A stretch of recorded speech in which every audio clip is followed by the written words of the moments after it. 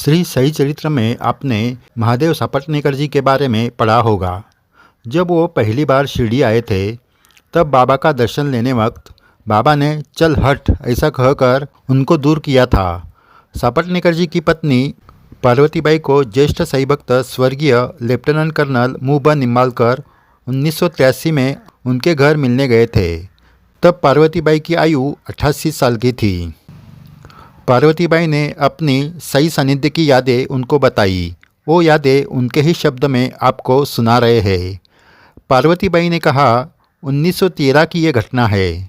मेरे पति अक्कलकोट में वकीली कर रहे थे।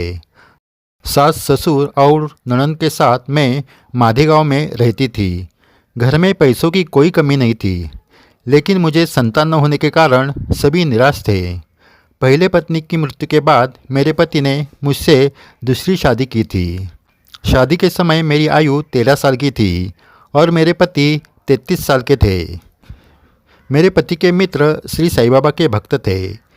मेरे ससुर और घर के लोगों की श्री साई बाबा पर श्रद्धा थी, इसलिए संतान प्राप्ति के आशीर्वाद के लिए शिरडी जाने का निर्णय ससुर जी ने लिया। मुझे बहुत खुशी हुई, लेकिन मेरे पति को ये बात पसंद नहीं थी। उनका श्री साई बाबा पर जरा सा भी विश्वास नहीं था।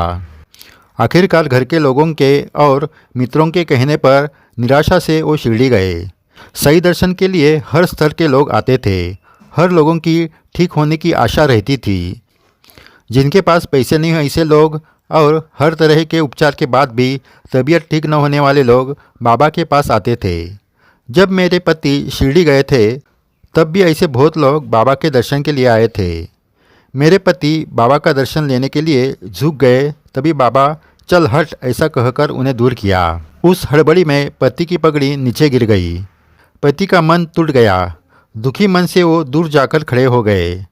दूसरों के कहने पर मैं ऐसे कैसे आ गया, इसका उन्हें खेद होने लगा। मेरे ससुर पर उनको बहुत गुस्सा आ गया।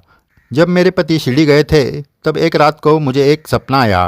एक कुएं के पास एक फकीर खड़ा है, ऐसे मैंने देखा।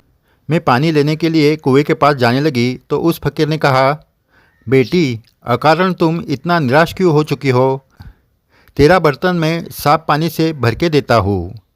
मैं घबरा गई और भागने लगी। वो फकीर मेरे पीछे पीछे आने लगा। पीछे आते आते वो फकीर कहने लगा, भागो मत बेटी, भागो मत, मैं तुम्हें कुछ देने के लिए आया हूँ। मैं किसी तरह घर आ गई और दरवाज़ा बंद कर दिया। फकीर दरवाजे के बाहर आ गया और कहने लगा, मैं तुम्हें कुछ देने के लिए आया हूँ। मैं सपने में डर गई और चिल्लाते हुए नींद से जाग गई। मेरे साथ ननंद सोई थी, वो उठकर बैठ गई।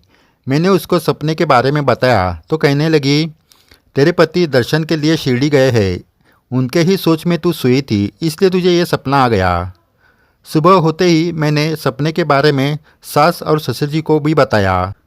तब ससुर जी मन ही मन कुछ समझ गए। पति शिरडी से आने के बाद कुछ दिनों बाद ससुर जी ने हम दोनों को शिरडी जाने के लिए कहा। पति को तो ये बिल्कुल मान्य नहीं था। शिरडी में उनको अपमानित होना पड़ा था। उन्होंने कहा, फिर से अपमानित होने के लिए मैं शिरडी नहीं जाऊंगा। लेकिन उनके भाई, पिताजी और घर के सभी लोगों ने उन्हें बहुत आग्रह किया। आखिरकार हम दोनों शिरडी चले गए। जब हम उनके दर्शन के लिए गए तब बाबा लेंडी बाग से आ रहे थे। मैंने जब उनको देखा तो मैं चौंक गई, क्योंकि सपने में जिस फकीर को मैंने देखा था वो बाबा ही थे। मैं उनके पास गई तो बाबा ने अपना पेट पकड़कर कहा, माँ, मेरे पेट में और कमर में बहुत दर्द है।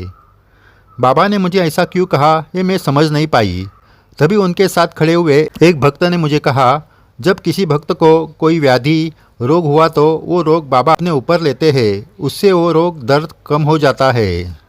इस घटना की अनुभूति मुझे 2-3 महीने में ही आई, क्योंकि बीच बीच में मेरे पेट में और कमर में बहुत दर्द रहता था। उस पर बहुत सारी दवा मैंने ली थी, लेकिन दर्द कम नहीं हो रहा था। लेकिन बाबा के आशीर्वाद से मेरा ये दर्द पूरी तरह बंद हो गया। वो घटना याद आने पर आज भी मेरा दिल भर आ जाता है। थोड़ी देर बाद बाबा द्वारका में जाकर बैठ गए। फूल प्रसाद लेकर हम उनके दर्शन के लिए गए। मेरे पति ने दर्शन लिया तो बाबा ने फिर से चल हट कहकर उनको दूर किया। इस बार तो मेरे पति बहुत दुखी हुए। दुखी मन से वो वही बाजू में खड़े रहे। सबका दर्शन होने के बाद मैं घबराते हुए बाबा के पास गई, लेकिन मुझको उन्होंने कुछ नहीं कहा। हथेली भर कर उदी लेकर बाबा ने मेरे सिर पर डाला और कहा, लो तुझे जितना चाहिए उतना लो, 1 2 3 4। ये सब मेरे पति निराश होकर देख रहे थे। सभी लोगों को बाबा दर्शन दे रहे थे, लेकिन उनको ही क्यों दर्शन नहीं लेने देते थे। इसके बारे में पति सोचने लगे। वहाँ का नज़ारा देखकर, लोगों की बाबा प्रति श्रद्धा देखकर उनके मन में आया, मैं अकारण ही ऐसे दिव्य पुरुष पर संदेह कर रहा था।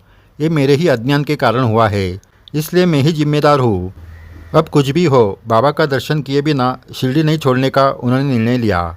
हम कुछ दिन शिरडी में रहे। एक दिन द्वारकामाई में बाबा अकेले बैठे थे। तब मेरे पति दौड़ते हुए बाबा के पास गए और उनके चरणों पर शरणागत होकर गिर गए। अपने आंसुओं से बाबा के चरण धोए। सब अहंकार नष्ट हो गया। बाबा को उनकी दया आई और उन्होंने पति को गले लगाया। एक क्षण में ही उनकी बाबा प्रति जो गलतफहमी थी वो दूर हो गई। उस वक्त एक गरीब स्त्री बाबा की सेवा कर रही थी।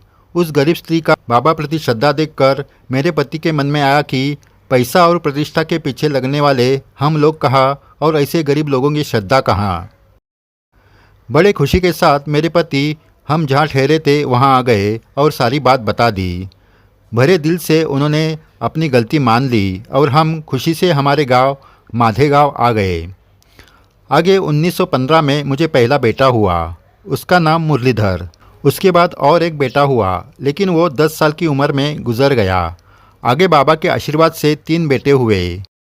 बाबा ने मुझे उदी लगाकर कहा था कि तुझको जितना चाहिए उतना ले ले, 1 2 3 4। उसकी अनुभूति मैंने ले ली। मेरा दूसरा बेटा गुजर जाने पर भी मेरे पति की बाबा प्रति श्रद्धा कम नहीं हुई थी। उसके बाद जो बेटे हुए उनको श्री साईं बाबा के फोटो के सामने रखकर मेरे पति ने कहा, ये सारे बेटों को आप लेकर गए तो भी चलेगा, लेकिन आपके प्रति मेरी श्रद्धा अखंडित रहे, यही मेरी प्रार्थना है। इस तरह पार्वतीबाई ने अपनी यादें बताई। सही भक्त हो, महादेव सापटने जी के मन में श्री साईं बाबा प्रति श्रद्धा नहीं थी। इसलिए मन में श्रद्धा न होकर भी सिर्फ दिखावे के लिए बाबा का दर्शन लेना, उनकी भक्ति करना बाबा को आज भी मंजूर नहीं। ऐसे लोगों को आज भी बाबा चल हट कहते होंगे, लेकिन अपनी गलती सुधार कर श्रद्धा से नतमस्तक होने के बाद बाबा गले लगाते हैं। ये भी इस घटना से हमें सीखना है। जय साईं राम। सही भक्तों, चैनल सब्सक्राइब किया नहीं तो ज़रूर करें। वीडियो शेयर करके अपने साईं बाबा की लीला सभी साईं भक्तों को पहुँचाएं। ये सही सेवा है। जय साईं राम।